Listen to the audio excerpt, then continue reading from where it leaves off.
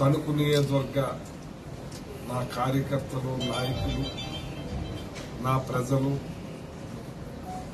అందరికీ కూడా నమస్కారం. జగన్మోహన్ రెడ్డి గారు పాలన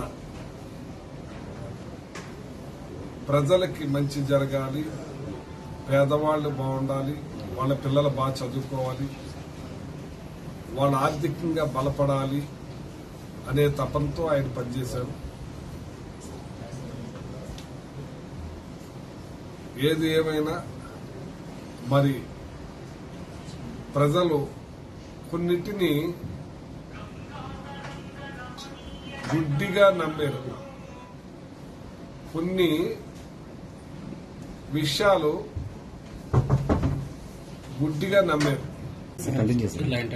ల్యాండ్ టైటిలింగ్ యాక్ట్ ని ఒక భూతంలా చూపించి జగన్మోహన్ రెడ్డి గారు నీ భూములని బ్యాంకులో పెట్టి డబ్బు తీసుకుని నీ ల్యాండ్స్ అన్ని తాకట్టు పెట్టుకుంటారంటే దాన్ని ప్రజలు ఒక చెడుని తొందరగా నమ్ముతారనే దాంట్లో ఇదొక విషయం. మంచిని నమ్మించాలంటే చాలా టైం పడుతుంది. ఆయన ప్రజలకు మేలు చేసే మనస్తత్వం ఉన్న మనిషే. ఏదైతే సైట్లు ఇచ్చారో గతంలో పట్టా ఇచ్చారు కానీ అది అమ్ముకోవటానికి పనికి రాకుండా ఉండేది. ఇవాళ నేను ఇచ్చే 31 లక్షల పట్టాలు కూడా వాళ్ళకి స్వేచ్ఛగా ఉండాలనే ఉద్దేశం మీద రిజిస్ట్రేషన్ చేసి మీకు అప్పచెప్పే కార్యక్రమం చేశారు. మీకు మంచే జరగాలని ప్రయత్నాలు చేశారు, మీకు మేలు జరగాలని ప్రయత్నాలు చేశారు. కానీ ఇటువంటిది తప్పు పని ఎప్పుడు చేయరు. రైతుల విషయంలో కూడా ధాన్యం అమ్ముకునే హక్కు రైతుకే ఉండాలి, ఆ డబ్బు డైరెక్ట్ అకౌంట్కే రావాలనే తపనతో పనిచేసిన మనిషి జగన్మోహన్ రెడ్డి గారు. రైతుల విషయంలో, డ్వాక్రా విషయంలో కూడా పెద్ద ఎత్తున ప్రతి ఒక్కరికి మేలు జరగాలని చూసిన మనిషి జగన్మోహన్ రెడ్డి గారు. సరే, ఏదేమైనా ఇప్పుడు అలాగే ఈవీఎంల మీద రాష్ట్రమంతా చర్చ జరుగుతూ ఉంది. ట్యాంపరింగ్ జరిగిందనే విషయం మీద ఇవాళ పేపర్లో కూడా చూసాం. ఏదైతే మడకశిరలో ఒక బీఎస్పీ పార్టీకి 490 ఓట్లు పడితే వైఎస్ఆర్ పార్టీకి 5 ఓట్లు పడినాయి. దాని మీద గొడవ చేసి అక్కడ ఉన్న జడ్పీటీసీ మళ్ళీ దాన్ని ఎంక్వైరీ చేపిస్తే ఆ స్లిప్లు ఎక్కడితే 490 వైఎస్ఆర్కి వచ్చినాయి, 5 బీఎస్పీకి వచ్చినాయి.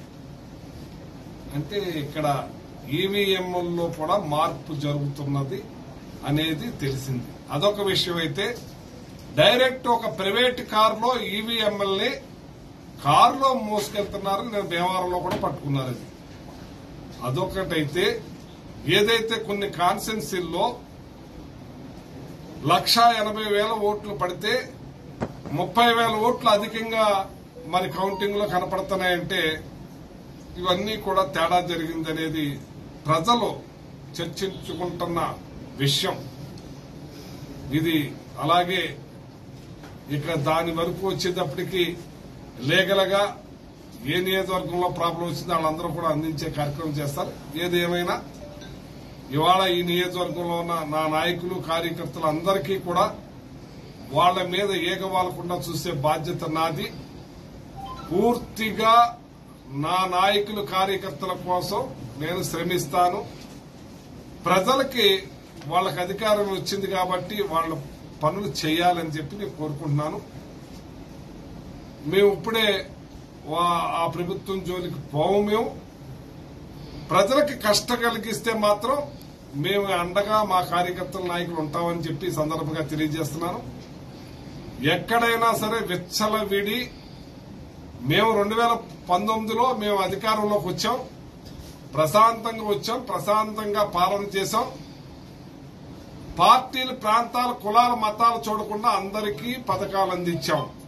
అదే మా తప్పేమో అని మాకు అర్థం కావట్లేదు. కానీ ఇవాళ కొంతమంది కార్యకర్తల మీద దురుసు ప్రవర్తిస్తున్నారు. ఇది మంచిది కాదు. దీన్ని మాత్రం మేము సహించమని చెప్పి ఈ సందర్భంగా తెలియజేస్తున్నాను. మా కార్యకర్తల నాయకులకి అందరికీ కూడా అండగా ఉంటాం. వాళ్ల మీద ఏగవాలితే నా మీద వాళ్ళనట్టు ఎంతటికైనా సరే మేము సహించేది లేదని తెలియజేస్తూ, అలాగే ఇక్కడ గెలిచిన రాధాకృష్ణ గారికి కృతజ్ఞతలు తెలియజేస్తూ ఆయనకు పూర్తిగా మేము సహకరిస్తాం. ప్రజలకు మేలు చేసే విషయంలో, మంచి చేసే విషయంలో తోడుగా ఉంటామని చెప్పి మనవి చేస్తూ మరొక్కసారి రాధాకృష్ణ గారికి అభినందనలు తెలియజేస్తున్నాం. Please subscribe .news.